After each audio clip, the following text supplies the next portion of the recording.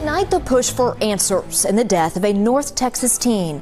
3 months after the body of 18-year-old Daniel Erving was found in Lake Ray Hubbard, there's been an arrest in connection with the case. Our Jayla Washington breaks down the timeline of the last few months ahead of an update from attorneys tomorrow. Photos from over the years are some of the few things 18-year-old Daniel Erving's family has left. The body of the honor roll high school senior, who was on the swim team according to his family, was found here in Lake Ray Hubbard nearly 3 months ago. And hand in hand since losing him, his loved ones are desperate for answers. As a mother, I knew something had happened to my child. On April 13, Daniel's mother says 2 males who were her son's friends picked him up from their home to go fishing. She says she couldn't reach him shortly after. I called and texted my son multiple times, and there was no reply. I was immediately alarmed. The next day, on April 14th, she filed a missing persons report with the Rowlett Police Department. Daniel had left behind his driver's license and money, which made her even more worried. After police put out a community alert online on April 16th, Daniel's body was found in Ray Hubbard Lake on April 17th, 4 days after he went missing.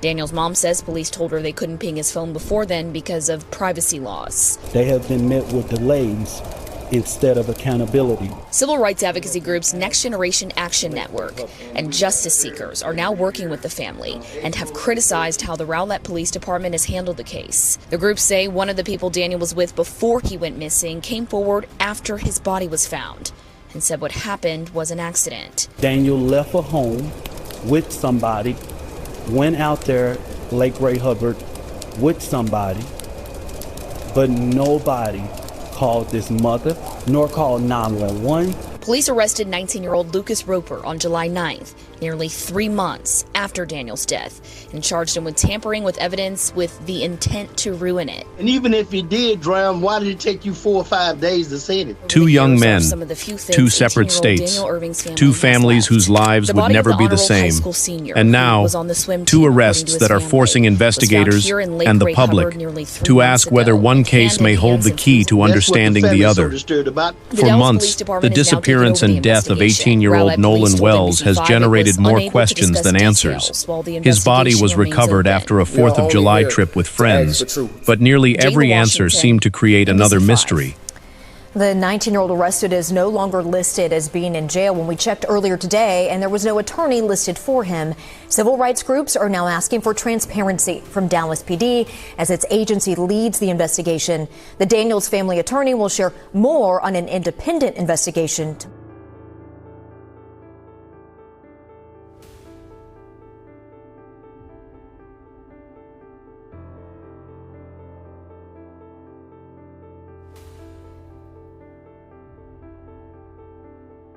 Why was there such a long delay before authorities launched a full search? Why did crucial digital evidence appear incomplete? And why did those closest to Nolan tell stories that never seemed to fit together perfectly? Many believed those questions would remain unanswered forever. Then another case exploded into the headlines.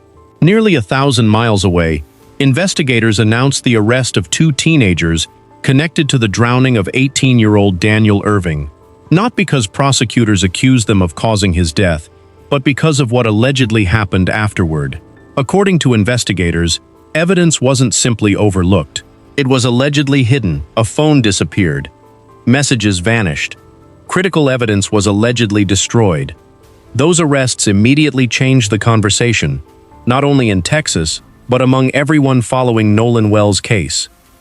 Because suddenly, people weren't asking only how someone dies. They were asking something equally important. What happens after? And sometimes, that question changes everything. If you're the kind of person who believes every victim deserves the full truth, no matter how uncomfortable it becomes, take a second to subscribe. These families don't get another chance to tell their sons' stories. Every person who follows these investigations helps keep attention on cases that might otherwise fade from public view. If you're here because you believe unanswered questions deserve honest investigation, subscribe now and stay with us until the end of this story. The similarities between these 2 investigations are impossible to ignore. Both involved young men. Both involved water. Both involved groups of friends. Both involved families desperately searching for answers. And now, Both involve questions surrounding a cell phone that may ultimately become one of the most important pieces of evidence in either investigation. But before we go any further, something needs to be made absolutely clear. These are not the same case. Nothing you're about to hear proves that what happened in Texas also happened in Mississippi. No court has made that finding. No investigator has announced that conclusion. Instead, what we're doing is examining something much more important. Sometimes two completely different investigations reveal patterns. Patterns in behavior. Patterns in decision-making. Patterns in how evidence disappears. Patterns in how investigations evolve. Those patterns don't establish guilt, but they often point investigators toward the questions that still need answering. And that's exactly why the recent arrests in Daniel Erving's case have suddenly become so significant. Because they demonstrate something many people never realized. An accidental death and criminal charges can exist in the very same investigation. That legal reality may become one of the biggest developments in understanding where Nolan Wells' case could eventually lead. But to understand why, we first need to go back to the beginning. Not in Mississippi, in Texas, on what was supposed to be an ordinary day. A day that started with friends spending time together outdoors, fishing, swimming, making memories. Instead, it became the last day Daniel Erving would ever be seen alive. Like so many tragedies involving water, everything reportedly unfolded in only moments. 1 minute, 3 young men were together. The next, one of them was gone beneath the surface. By itself, that would have been heartbreaking enough. But investigators would later become far less interested in what happened during those few seconds than what allegedly happened during the next several hours. Because according to court documents, the decisions made after Daniel disappeared would ultimately become the foundation of an entirely separate criminal investigation. That distinction matters. In fact, it's the distinction that may eventually determine how Nolan Wells' own investigation is remembered. For months, public discussion has largely focused on one question. Did something happen to Nolan before he entered the water? It's an understandable question. It's also only half of the picture. Experienced investigators often divide these cases into 2 completely separate timelines. Timeline number 1 asks what happened before someone disappeared. Timeline number 2 asks what everyone else did afterward. Those timelines sometimes overlap, but legally, they're often treated very differently. Someone may never be charged with causing a person's death, yet they can still face serious criminal consequences if investigators believe evidence was intentionally concealed after the fact. That exact legal principle is now at the center of Daniel Erving's case. And it's the reason so many legal experts immediately began discussing its potential relevance to Nolan Wells. Not because the facts are identical, but because the legal framework suddenly became much clearer. As prosecutors explained their case, attention quickly shifted away from the water itself and towards something almost everyone carries every single day: a smartphone. Think about that for a moment. In today's world, phones quietly record our lives. Locations, messages, photos, videos, conversations, timestamps. They often become silent witnesses, witnesses that don't forget. Unless someone makes sure they do. According to investigators, Daniel's phone allegedly became part of a sequence of deliberate decisions made after the tragedy unfolded. If those allegations are ultimately proven in court, they won't explain why Daniel died. But they could explain what happened afterward. That difference may sound small. Legally, it is enormous, because criminal investigations frequently evolve in unexpected directions. Cases that begin as accidental deaths sometimes become evidence-tampering investigations. Cases that appear straightforward sometimes reveal hidden timelines investigators never expected to uncover. And occasionally, one recovered device changes the entire direction of an investigation. Which brings us back to Nolan Wells. For weeks, discussion surrounding Nolan's phone has never completely disappeared. Questions continued circulating online. When was it recovered? Who had possession of it? What data remained? What had already disappeared? At first, those questions seemed speculative. Then came the arrests in Texas. Almost overnight, people began asking a completely different question. What if Nolan's phone eventually becomes just as important? That possibility doesn't mean evidence was destroyed. It doesn't mean anyone committed a crime. But it does remind everyone watching this case of something investigators already know. Sometimes the smallest object in an investigation ends up carrying the greatest weight. And that's where this story takes its first unexpected turn. Because while everyone focused on the arrest, another development quietly emerged in Nolan Wells' investigation. One conversation, one meeting, one account that allegedly doesn't fully align with earlier versions of events. At first glance, it seemed insignificant, but as more details emerged, investigators and the public began realizing this conversation might change how Nolan's final hours are understood. The question is, who was the last person to hear Nolan explain what he intended to do before everything went wrong? Because the answer to that question may reshape everything that comes next. And that's where our investigation turns next. Every investigation has a moment that seems ordinary at first. A brief conversation, a passing comment, a decision nobody thinks twice about. Then something terrible happens. And suddenly that ordinary moment becomes the most important piece of the entire timeline. For Nolan Wells, investigators believe one of those moments came just minutes before he vanished. Not because anyone witnessed a crime, but because two different accounts of Nolan's intentions appear to point in different directions. That distinction may seem subtle. In reality, it could determine how investigators reconstruct his final known movements. Long before search boats entered the water, long before forensic specialists examined evidence, and long before national headlines focused on the case, there was only one simple question. What was Nolan planning to do next? At first, the answer appeared straightforward. Some of Nolan's friends reportedly told investigators that he had decided to remain on the island after they departed. According to those accounts, Nolan intended to stay behind instead of leaving with the rest of the group. If true, it would suggest the separation happened voluntarily.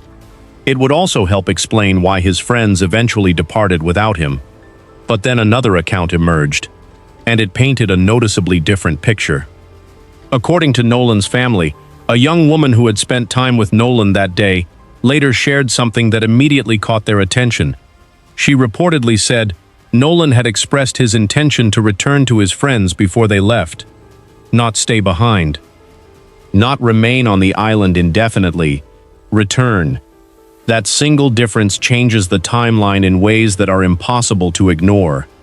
Because if Nolan intended to reunite with the group, then investigators naturally begin asking another question. Did he ever make it back?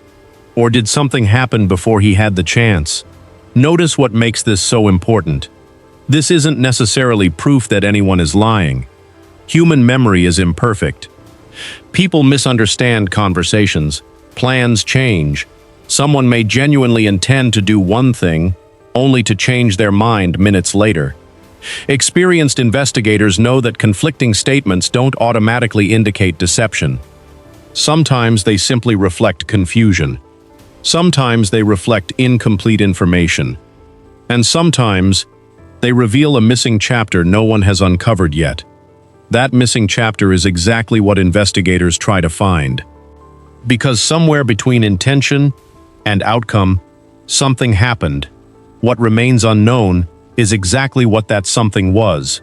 The difficulty is that Nolan is no longer here to explain it himself. Instead, investigators must reconstruct his final movements using fragments, witness accounts, digital records, physical evidence, phone activity, location data, timelines. Every one of those pieces has to fit together. If even one doesn't, investigators start asking why. And that's where this investigation becomes significantly more complicated. Think about how major investigations actually work. Detectives rarely solve difficult cases through one dramatic breakthrough. Instead, they build thousands of tiny details. One statement supports another. A phone confirms a location. A photograph verifies a timeline. A witness explains an unexplained gap. Eventually, those small pieces begin forming a complete picture. Unless one important piece refuses to fit. That's exactly what appears to have happened here. Questions surrounding Nolan's final movements didn't disappear. They multiplied. Who saw him last? Who spoke with him last? When was the final confirmed interaction? Who can independently verify that timeline? Those questions have become increasingly important because every answer potentially eliminates another possibility. And when investigators eliminate possibilities, they move closer to whatever really happened. But there was another issue quietly developing in the background, one that many viewers initially overlooked. The timeline after Nolan disappeared, not the hours before, the hours afterward, because investigators often pay just as much attention to human behavior after an emergency as they do before it. People react differently under stress. Some immediately call for help, others panic. Some freeze completely. Others make decisions they later regret. Fear is unpredictable. That alone doesn't prove wrongdoing. But detectives still examine every action carefully. Why? Because behavior sometimes reveals information people never intended to share. This is exactly why Daniel Erving's investigation suddenly became so relevant. According to investigators in Texas, attention gradually shifted away from the drowning itself, toward decisions allegedly made afterward. Not because those decisions explained why Daniel entered the water, but because they allegedly revealed how certain individuals responded once they realized an investigation was inevitable. That distinction cannot be overstated. Investigators frequently separate tragedy from response. One concerns the cause, the other concerns accountability. Those are entirely different legal questions. Now imagine you're reconstructing Nolan's timeline. One of the first things investigators likely ask is remarkably simple. When did everyone realize Nolan was missing? Not when he disappeared. When they realized he wasn't coming back. Those are two very different moments. Sometimes they occur within seconds, sometimes hours apart. Understanding that gap becomes critical, because every minute matters. Every phone call matters. Every decision matters. Every movement matters. The longer uncertainty exists, the more difficult reconstruction becomes. And that leads directly to another question that has remained at the center of public discussion since the earliest days of this investigation. The delay. Why did so much time pass before a large-scale search was underway? Families naturally focus on that question because every lost minute feels enormous. Investigators examine it because timelines often reveal opportunities that were missed. It's important to remember something, though. A delay by itself does not establish criminal conduct. Search operations depend on many factors: witness reports, jurisdiction, weather, available resources, communication between agencies. All of those variables influence how quickly emergency responses unfold. But when a family is searching for answers, every unexplained hour becomes impossible to ignore. That emotional reality has shaped nearly every public discussion surrounding Nolan's case. His parents have repeatedly emphasized that they aren't asking investigators to reach a predetermined conclusion. They're asking for every available fact to be examined thoroughly. That distinction matters. Seeking answers is not the same as demanding a specific outcome. Good investigations don't begin with conclusions. They begin with questions. And one of the biggest questions remaining is remarkably straightforward. What does the digital evidence actually show? Because in modern investigations, phones don't simply store conversations. They preserve timelines, application activity, location history, connection records, metadata, deleted information that sometimes isn't truly gone. Investigators know something the average person often doesn't. Deleting a message doesn't necessarily erase its history. Removing a photograph doesn't always eliminate every trace.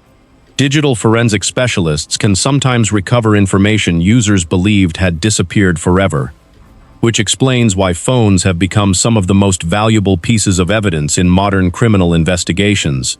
They're silent witnesses. Sometimes, they're the only witnesses.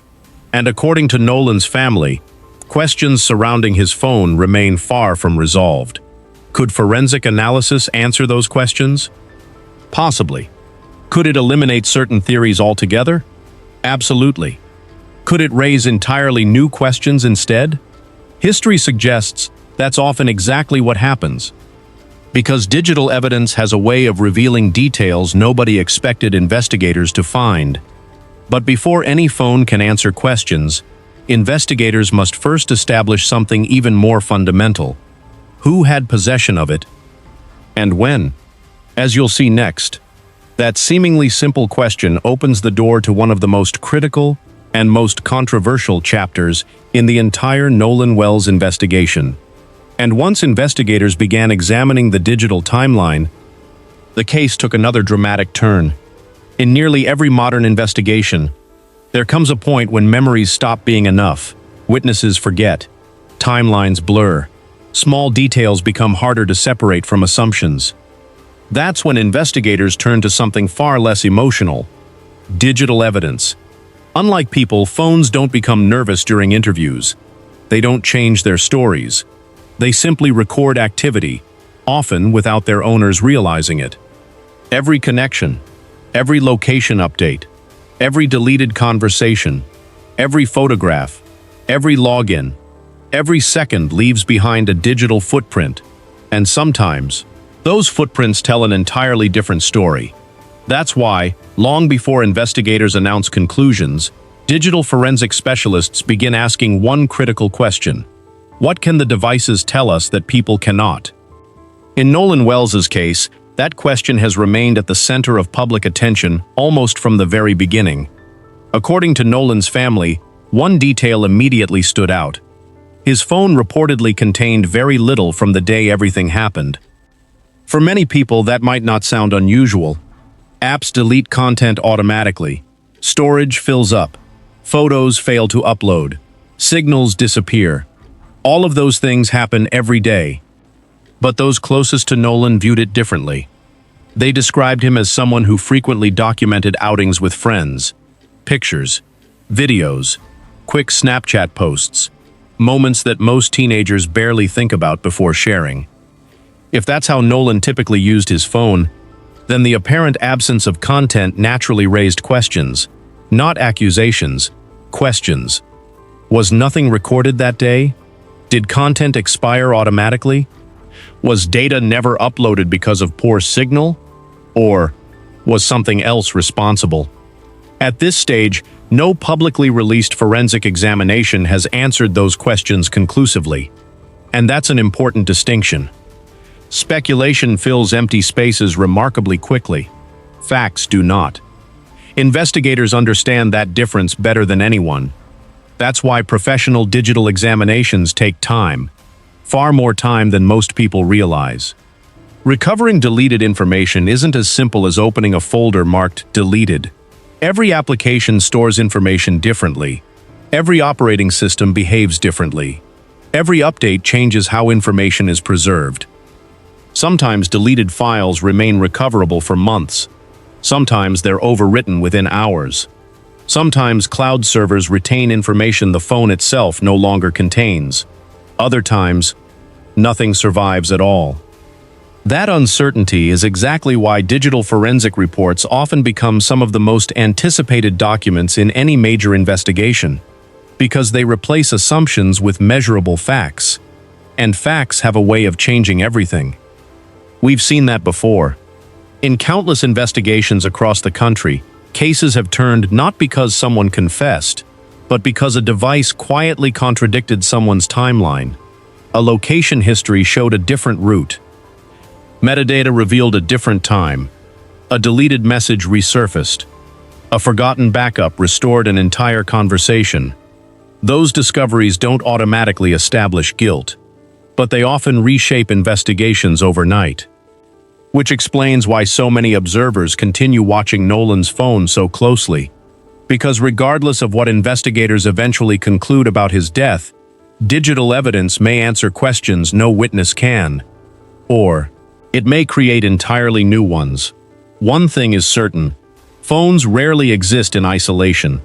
When investigators examine one device, they usually examine many: friends, family members, group conversations, shared photographs, location histories, communication records.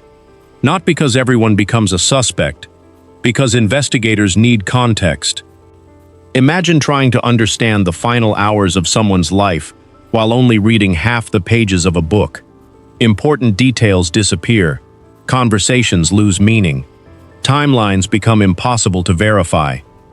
That's why detectives often reconstruct entire digital ecosystems rather than focusing on a single device. Who communicated with whom? When? For how long? Did activity suddenly stop? Did anyone attempt contact afterward? Did anyone's version of events align with their digital history? Those questions matter because technology often verifies or disproves human memory. But phones aren't the only silent witnesses. There are applications running quietly in the background that record movements people never intended to document. Location services, navigation apps, fitness tracking, emergency contacts, device synchronization, even weather data. Individually, each may seem insignificant. Together, they can reconstruct astonishingly detailed timelines. Yet investigators also know something the public often overlooks.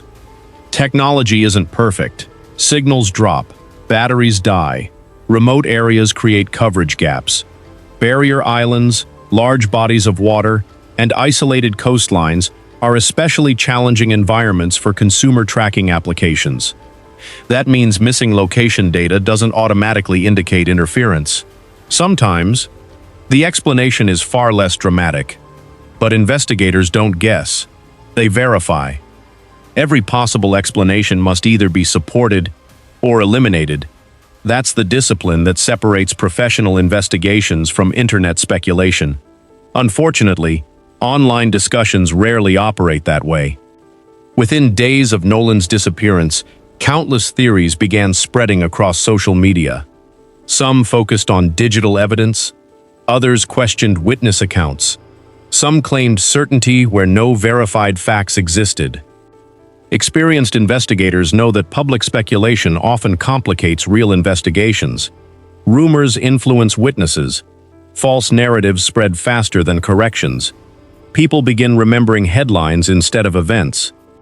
That's why law enforcement repeatedly urges patience in ongoing cases, not because questions shouldn't be asked, because answers require evidence, not assumptions. Meanwhile, another development quietly added even more complexity to Nolan's case. His family sought an independent examination. For many viewers, that decision immediately raised another question. If an official autopsy had already been performed, why commission a second one? The answer isn't nearly as unusual as some people believe. Independent autopsies occur in numerous high-profile cases. Families sometimes seek additional medical opinions when they feel unanswered questions remain. Independent pathologists review findings, examine injuries, assess available evidence, and occasionally reach different conclusions. That doesn't necessarily mean either examination is wrong. Sometimes medical experts simply determine that additional testing is needed before reaching certainty. That's exactly why Nolan's independent examination attracted so much attention. Not because it declared what happened, but because it reportedly stopped short of making a definitive determination. Instead, it emphasized that additional investigation remained necessary before reaching a final conclusion. For Nolan's family, that represented hope that important questions were still being examined. For investigators, it meant more evidence would eventually need to be evaluated alongside every other piece already collected. Because no single finding solves a complex investigation, everything must fit together. Medical evidence, digital evidence, witness testimony, physical timelines. Each either strengthens or weakens the others. And just when many believed the investigation had reached a standstill, another major development quietly unfolded behind the scenes. It didn't involve a laboratory, or a courtroom, or a press conference. It involved people who had remained largely silent, people who were among the last to see Nolan alive. Because as investigators continued piecing together digital evidence, attention began shifting back towards something even more complicated: human behavior, and what those closest to Nolan did or didn't do in the critical hours after he disappeared. Because sometimes, it's not only what people remember that matters, it's what they choose not to say. Every investigator knows there are two moments that define a case. The first is the moment something goes wrong. The second is the moment everyone realizes it has gone terribly wrong. Between those two moments lies a window of time that often determines whether a mystery is solved quickly or lingers for years. That window has become one of the most closely examined parts of Nolan Wells' case. Not because investigators have publicly accused anyone of wrongdoing, but because timelines matter. Every phone call, every decision, every minute, every delay. When detectives reconstruct an investigation, they rarely begin with dramatic theories. Instead, they ask remarkably ordinary questions. Who was present? Who left first? Who noticed something wasn't right? Who made the first call? Who spoke to whom afterward? Those questions may sound routine, but together, they often expose inconsistencies that would otherwise remain hidden. In Nolan's case, one question has remained impossible to ignore. When did everyone understand that Nolan was no longer safe? At first glance, the answer seems obvious, but complex investigations rarely operate that way. There's an important difference between someone being temporarily separated from a group and someone being believed to be in genuine danger. Investigators spend enormous amounts of time identifying exactly when that transition occurred, because that moment changes everything. It changes expectations, it changes responsibilities, and sometimes it changes legal consequences. People react differently under pressure. Some immediately assume the worst. Others convince themselves everything will be fine. Some hesitate because they don't want to overreact. Others freeze completely.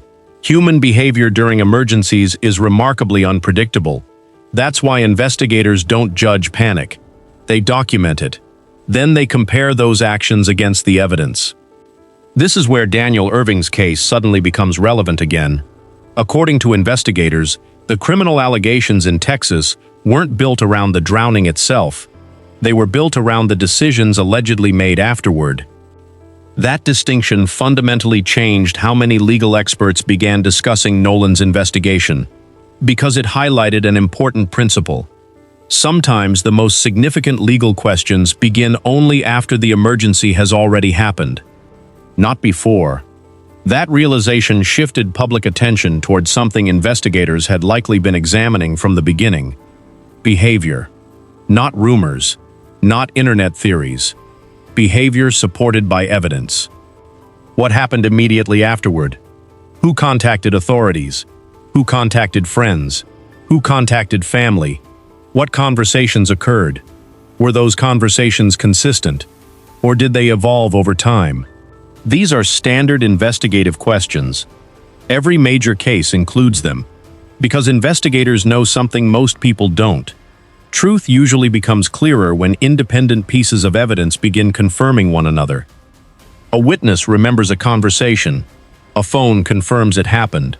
Another witness recalls the same event. A timestamp supports both accounts. Piece by piece, the timeline becomes stronger. But if one piece refuses to fit, investigators don't ignore it. They keep asking why. That process requires patience. Unfortunately, public attention rarely rewards patience. Within days of Nolan's disappearance, speculation spread across social media at extraordinary speed. Entire narratives developed before investigators had publicly released many verified facts. Anonymous posts appeared. Unverified screenshots circulated. Claims were repeated thousands of times. Some contradicted each other. Others couldn't be traced back to any credible source. For Nolan's family, sorting truth from rumor became almost as difficult as waiting for official answers. Imagine trying to understand the worst day of your life while strangers continuously invent new versions of it online. That's the reality many families in high-profile investigations now face. And once misinformation begins spreading, correcting it becomes nearly impossible. One rumor creates another. Questions become assumptions. Assumptions become accepted as fact. Professional investigators work differently. Every claim must be supported. Every allegation must be verified. Every conclusion must survive scrutiny. That's why real investigations often appear frustratingly slow. Because unlike internet speculation, evidence has standards. And standards take time. Still, one development quietly gave Nolan's family reason to believe additional answers might eventually emerge. The investigation continued expanding. Independent experts became involved. Attorneys requested further review. Additional forensic work continued. Each new development suggested something important. The case wasn't over. Far from it. For investigators, an active investigation means one thing above all else. Questions remain unanswered. Those unanswered questions also explain why public interest refused to disappear. Unlike many tragic accidents that quickly reach a clear conclusion, Nolan's case continued producing new developments. Independent examinations, additional statements, digital evidence discussions, institutional involvement. Each update reminded people that investigators were still working through an unusually complicated timeline. And then, another chapter quietly entered the story. Not through leaked documents, not through anonymous sources, through Nolan's own family. As they continued searching for answers, they also continued speaking publicly about something they believed should never have happened in the first place: the uncertainty. Again and again, they returned to the same point. They weren't asking investigators to confirm a specific theory. They weren't demanding a predetermined verdict. They wanted transparency. Every family deserves to understand how investigators reach their conclusions, especially when those conclusions involve someone they loved. That message resonated with thousands of viewers across the country, not because everyone agreed about what happened, but because nearly everyone agreed on something much simpler. Families deserve answers. If you've made it this far, take just a second to press the like button. It may seem like a small action, but it helps more people discover cases like this and keeps these investigations in public conversation. The more attention these stories receive, the harder they become to quietly disappear. That growing public attention would eventually attract something few expected this early in the investigation: national attention, civil rights leaders, independent forensic experts, and eventually, federal involvement in a limited but significant capacity. Suddenly, what had begun as a heartbreaking local tragedy was becoming a case followed across the country. The question was no longer simply what happened on that island. The question had become much larger. Was every possible lead being pursued? And perhaps more importantly, would every piece of evidence receive the scrutiny it deserved? Those questions would soon place the investigation under an even brighter spotlight, because behind the scenes, another process was quietly moving forward, one that has the power to change the direction of an entire case. The grand jury. And what happens there could become one of the most important chapters in the search for the truth. By now, one thing has become unmistakably clear. This story has never been about a single piece of evidence. It's about how dozens of individual pieces eventually fit together. A timeline, witness statements, digital evidence, medical findings, search efforts, forensic examinations, and perhaps most importantly, the decisions made by everyone involved during those critical hours when Nolan Wells could no longer speak for himself. That is what investigators are still working to understand. For many people watching this case unfold, the recent arrests in Daniel Erving's case seem to answer one important question. Not what happened to Nolan, but what is legally possible. For years, many people assumed that once a death was ruled accidental, the investigation was effectively over. Daniel's case challenged that assumption. It demonstrated that investigators can continue examining what happened after a tragedy, even if no one is accused of causing it. That legal distinction matters. Because investigations don't always move in straight lines. Sometimes they begin with one question and end by answering another entirely. That is why so much attention now surrounds the remaining unanswered evidence in Nolan's case. The digital examination, the completed forensic analysis, the toxicology findings, the witness timelines. Each one has the potential to either strengthen the current understanding of events or force investigators to reconsider it. Until that process is complete, there is simply no responsible way to claim certainty. And certainty is exactly what social media often demands. Real investigations don't work that way. Professional investigators don't begin with conclusions and search for evidence to support them. They collect evidence, then allow the evidence to determine where the investigation goes. Sometimes that confirms the original theory. Sometimes it completely changes it. That possibility is why Nolan's family has continued asking for patience alongside transparency.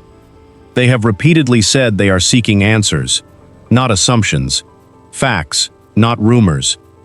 Accountability, wherever the evidence ultimately leads. That is a position that deserves to be understood. Because regardless of where anyone stands on the case, every family deserves confidence that every available lead has been thoroughly examined. That confidence can only come from a complete investigation, not public speculation, not viral headlines, not internet theories, only evidence. As this investigation continues, one thing remains impossible to ignore.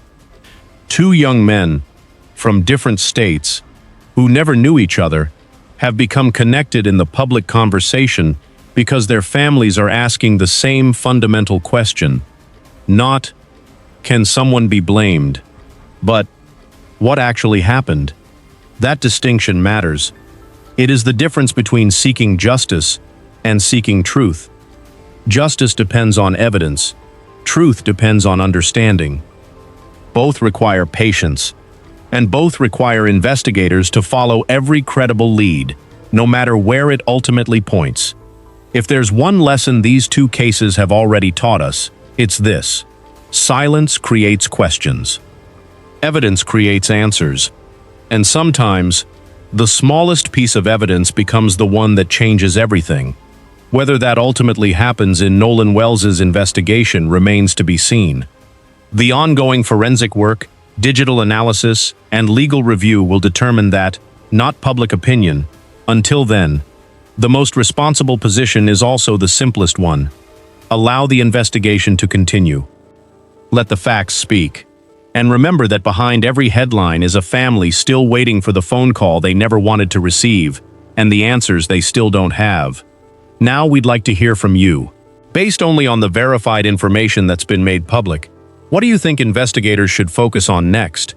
Do you believe the remaining digital evidence will answer the biggest questions in this case, or do you think the truth lies somewhere else entirely? Share your thoughts respectfully in the comments.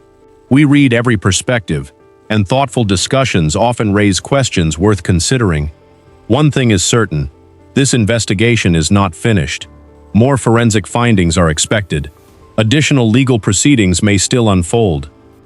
And as new verified information becomes available, the picture surrounding Nolan Wells's final hours may become much clearer. Until then, the biggest question remains unanswered. What really happened during those final moments that only Nolan knew? That answer may still be out there, and when it finally comes, it could change everything. If you followed this case from beginning to end and believe every family deserves a thorough, transparent investigation, regardless of where the evidence leads, consider subscribing. We'll continue following verified developments in both the Nolan Wells and Daniel Erving cases, separating confirmed facts from speculation and bringing you updates as they happen. Thank you for watching. Stay safe, and we'll see you in the next investigation.